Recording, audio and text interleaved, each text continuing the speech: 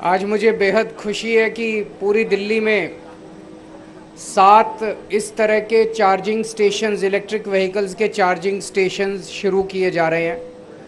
उनमें से एक चार्जिंग स्टेशन यहाँ पे है जिसका हम लोग उद्घाटन कर रहे हैं। अभी आप सब लोगों के सामने देखा कि किस तरह से ये चार्जिंग स्टेशंस काम करते हैं, किस तरह से यहाँ पे इलेक्ट्रिक व्हीकल्स आके अपने को चार्ज कर पाएंगे। हम लोगों ने 2020 में दिल्ली में इलेक्ट्रिक व्हीकल पॉलिसी बनाई थी। जब हमने पॉलिसी बनाई थी हमें उम्मीद नहीं थी कि इतना ज़बरदस्त रिस्पॉन्स हम लोगों को मिलेगा। पिछले 2 साल में 60,846 इलेक्ट्रिक व्हीकल्स दिल्ली में खरीदे जा चुके हैं। पिछले साल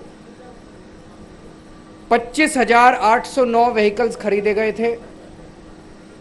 इस साल, पिछले पूरे साल में इतने खरीदे गए थे।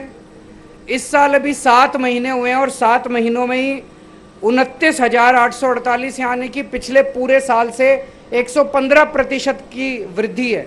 साल का अंत होते होते तो और बहुत ज़्यादा वृद्धि हो जाएगी। तो दिल्ली के लोगों ने एक तरह से इसको, इलेक्ट्रिक व्हीकल्स को अपनाना शुरू कर दिया है। और एक बार जब जनता अपनाना शुरू कर दे तो उसके बाद फिर कल्चरल चेंज अपने आप आना शुरू हो जाता है। लोग धीरे धीरे अपने पुराने व्हीकल्स को छोड़ के इलेक्ट्रिक व्हीकल्स की तरफ बढ़ रहे हैं।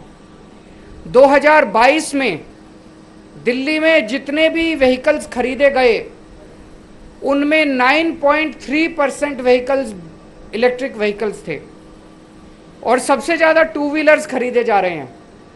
पिछले साल के मुकाबले इस साल 57%, 57% बढ़ोतरी है 2 व्हीलर्स की खरीद में।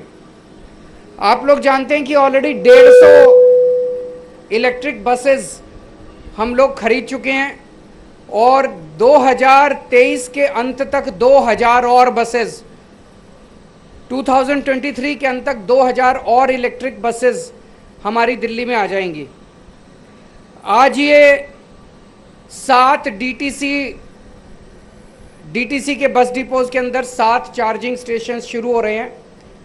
पूरी दिल्ली में अलग अलग जगहों पे already 2000 electric charging points already चालू हैं। उसके अलावा आज ये 7 चार्जिंग स्टेशन शुरू हो रहे हैं। इसमें हमने देखा 2 किस्म की चार्जिंग है, एक फास्ट चार्जिंग है, एक स्लो चार्जिंग है। स्लो चार्जिंग पे 3 रुपये यूनिट बिजली के दाम लिए जाएंगे और फास्ट चार्जिंग जो है उसमें 10 रुपये यूनिट है। और एक ऐप भी बनाया, अगर आप बिजली का आपका व्हीकल है, इलेक्ट्रिक व्हीकल है, तो वो ऐप डाउनलोड कर लीजिए।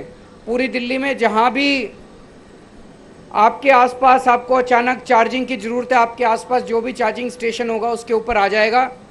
और ये भी दिखाते हैं उसमें कि किस चार्जिंग स्टेशन पे अभी गाड़ियाँ खड़ी हैं, पूरा ऑक्यूपाइड है और कौन सा खाली है।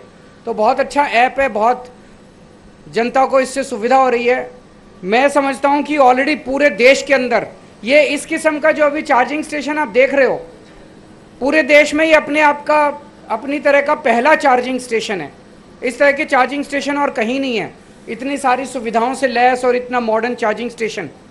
तो अब दिल्ली एक तरह से इलेक्ट्रिक व्हीकल ईवी कैपिटल बनती जा रही है। और जो मैंने आपको आंकड़े दिए कि पिछले 1 साल में दिल्ली में जिस तरह से भारी मात्रा में इलेक्ट्रिक व्हीकल्स खरीदे गए हैं, वो भी पूरे देश में सबसे ज़्यादा व्हीकल्स खरीदे गए हैं। अगर आपके कोई प्रश्न है तो आप।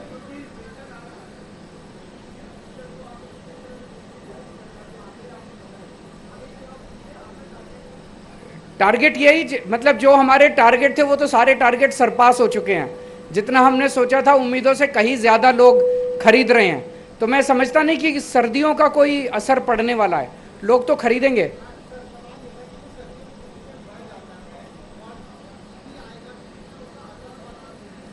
अभी देखिए, अगर ओवरऑल सिनेरियो में देखें तो 68,000 व्हीकल्स तो कोई बहुत ज़्यादा नहीं होते। टोटल दिल्ली के अंदर जितने व्हीकल्स हैं उसके अंदर तो कम है, लेकिन नई टेक्नोलॉजी है, नए व्हीकल्स हैं, जितनी तेज़ी से लोग इसको अपनाते जा रहे हैं, मैं समझता हूँ आने वाले सालों के अंदर इसका इम्पैक्ट काफ़ी ज़्यादा होगा। मैंने बताया कि अगले 2 साल में 2000 और बसें आ रही हैं। हैं? अगले 75 बसें और आ रही हैं अगले महीने, अगले हफ्ते आ रही हैं, 75 और बसें आ रही हैं। वो सारी बात में, अभी थोड़े विकास की बात कर लेते हैं, राजनीति बाद में कर लेंगे।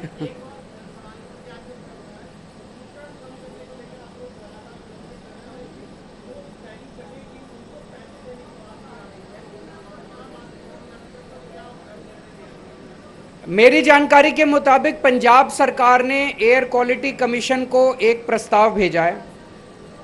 उस प्रस्ताव के मुताबिक 2500 रुपये प्रति एकड़ के हिसाब से किसानों को अपनी पैडी ना जलाने के लिए कैश इंसेंटिव देने की बात कही गई है कि हम 2500 रुपये दे दें, फिर किसान चाहे जो मर्जी टेक्नोलॉजी इस्तेमाल करे, जैसे मर्जी करे और पैडी ना जलाए। उसमें पंजाब सरकार ने प्रस्ताव रखा है कि भाई 500 रुपये पंजाब सरकार दे दे, 500 रुपये दिल्ली सरकार दे दे और 1500 रुपये केंद्र सरकार दे दे। मैं समझता हूँ एयर क्वालिटी कमीशन इसके ऊपर जब भी इसका निर्णय लेगा, फैसला लेगा, तो मैं समझता हूँ दिल्ली सरकार हमेशा पोल्यूशन को कम करने के लिए हमें जो भी करना पड़ेगा हम करेंगे। Thank you.